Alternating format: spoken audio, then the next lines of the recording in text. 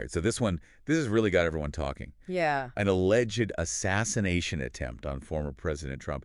We've got, I mean, you send over like a whole stack of breaking news on this. Yeah. Let's dive in. Absolutely. See what we can uncover. Yeah, we're looking at reports from, well, Fox News, the Times of Israel, the Daily Beast, Times Now, even the New York Post. Wow. All covering this incident at Trump's golf course in West Palm Beach. Sunday on the Green definitely turned chaotic, Yeah. to say the least. Absolutely. So what's the very latest that we know? Well, it seems like all sources are kind of agreeing on the suspect. A man named Ryan Wesley Routh. He was caught aiming an AK-47 at Trump. And what's really concerning is this wasn't just, a distant threat. Secret Service agents actually had to fire at Routh when he wouldn't lower the weapon. Wow, that makes you think twice about, just how safe any public figure is in this day and age. Yeah. So was this, is there any indication, was this a planned attack, or was this the actions of someone who's just, profoundly troubled? Well, it seems like there was an element of premeditation here. Like, because he fled the scene, right? Which led to a car chase down I-95 Oh. before he was apprehended. Yeah. And get this, authorities found a GoPro camera at the scene. Really? The Palm Beach County Sheriff was quoted saying Routh seemed intent on filming the entire event.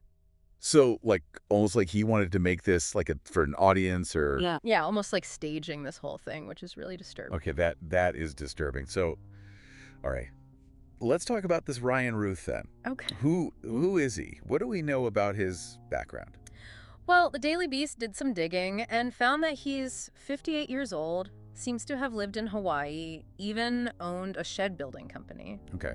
So, pretty ordinary stuff, right? Yeah. But then you start to look at his online activity, And that's where it takes a turn. And that's where it takes a turn. The New York Post described it as a very, a confusing blend of seemingly contradictory viewpoints. Right. Some aligning with left-leaning causes, while others were just Out there.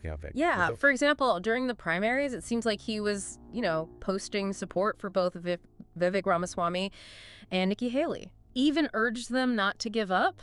Interesting. And then you have other posts about wanting to buy a rocket from Elon Musk Right. to target Putin. Okay, so we've got this guy who builds sheds for a living, Right?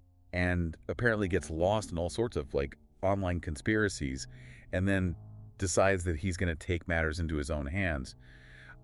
What could his motive possibly be? I think that's the million-dollar question, isn't it? It really is. Unfortunately, none of the articles we have really give us, a clear answer yet. Yeah. But what we can do is analyze what we do know, Right. which at this point is primarily online activity, and see if that reveals any clues. Okay, let's get into that. Okay. What else do we have?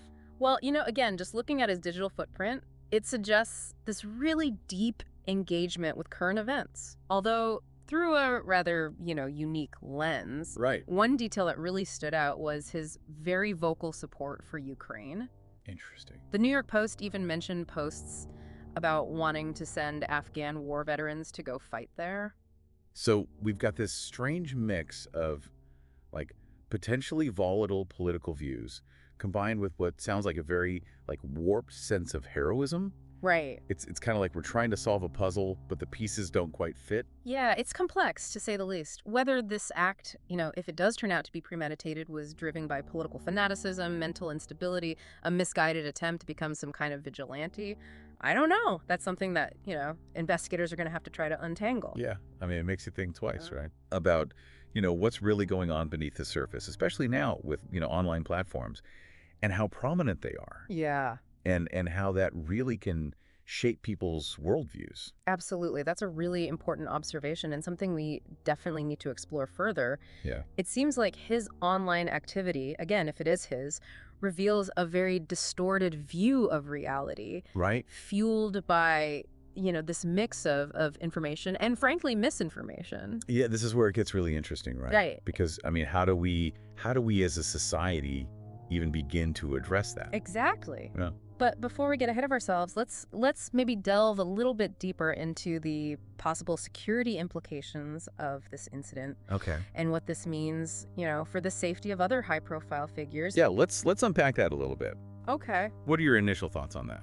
Well, I think, the fact that someone with it seems such a confused ideology was able to get within, firing range of a former president Right. really raises some serious questions about, security protocols. Yeah, for sure. And how these things are handled. Absolutely. I mean, this wasn't just some, vague threat from afar. Right. This was an active situation where, I mean, if not for the really quick actions of the Secret Service, Yeah. this could have ended tragically. Absolutely. And I think it also, it challenges those common assumptions that we hear, that, these kinds of threats primarily come from, one end of the political spectrum or the other. Right, right. This really kind of throws that out the window a little bit. You're right. If his online activity is anything to go by, it really does throw a wrench in those preconceived notions. Yeah. Like, it forces us to look at the fact that it's not always so black and white. Right. The motivations behind these acts. Exactly. They're rarely clear-cut.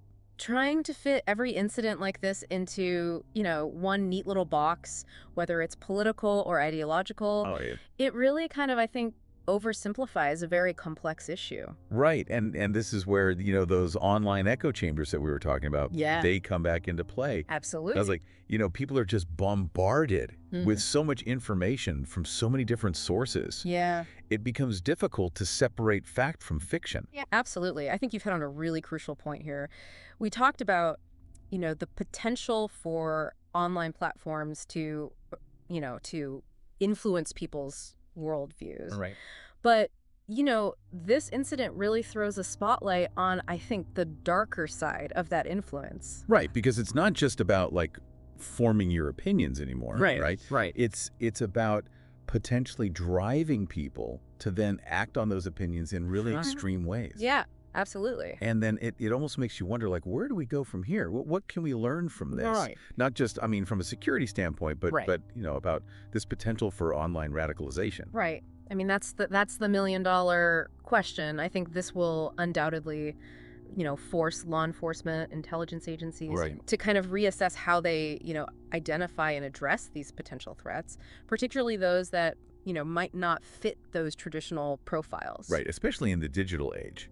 Exactly. Gone are the days when you could just, monitor extremist groups or track physical movements. Right. Now you have individuals like Routh, who may not, fit into those molds, Right. but still, pose a very real threat. Yeah, I mean, it makes the job of, of those who are tasked with ensuring the safety and security of high-profile individuals infinitely more difficult. But beyond that, I think, it raises these broader societal questions about how we navigate this, this new world where extreme views, can fester and spread like wildfire, in these online spaces. Yeah.